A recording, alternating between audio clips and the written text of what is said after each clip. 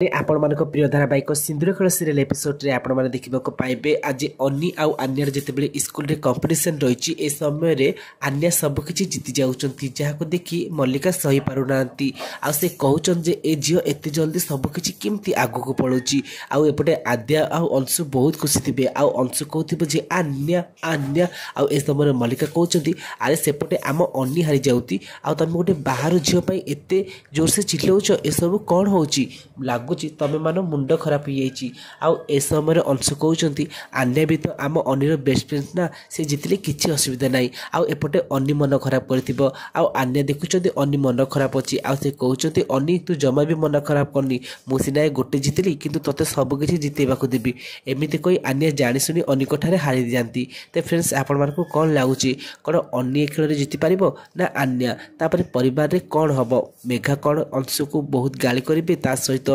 आद्या को ए घर बाहर करदेवे जदि हाँ ताली येस बोली कमेंट करेंगे।